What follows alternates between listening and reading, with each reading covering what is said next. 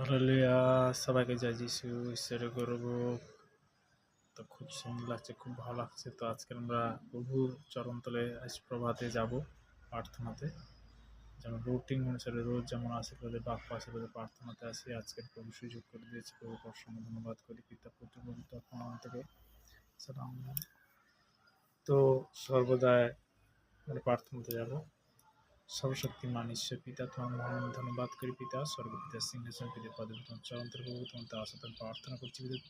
বিশেষ করে সন্তানরা বিশেষ করে পিতা দেশ বিদেশের মধ্যে কাজের মধ্যে তাদের প্রার্থনা রাষ্ট্র কর্ম তাদের কোনো সুরক্ষিত পিতা। পিতাকে আজকের কি বাক্য ভোজন হচ্ছে পিতাকে তুমি তো বলবো আনতে না প্রভু। প্রভু তোমার আশাতন প্রার্থনা করছি সব সন্তানরা পীড়িত ব্যক্তি, অসুস্থ ব্যক্তি, যারা হাসপাতালের মধ্যে, বেডরুমের মধ্যে, যারা গৃহের মধ্যে, বাড়ির মধ্যে রয়েছে তাদের প্রত্যেকের সন্তানের প্রার্থনা করার পর তাদের সুরক্ষিত দেবো। পিতাকে আজকে বিশেষ করে যেই মুহূর্তে প্রার্থনা যেন অসংখ্য ধন্যবাদ করি পিতা।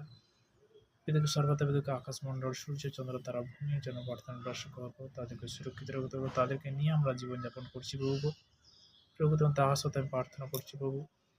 প্রত্যেকটা সন্তান, প্রত্যেকটা যে বিশেষ করে সর্বশ্রেষ্ঠ জীব, যে মনুষ্য জীব সৃষ্টি করেছে, তারা যেহেতু আজকে শুনছে তাদের জীবন পজিটিভে পরিণত করো, তাদেরকে তুমি আশীর্বাদে পরিণত করো পিতাগো, তাদেরকে সুরক্ষিত রাখো পিতাগো।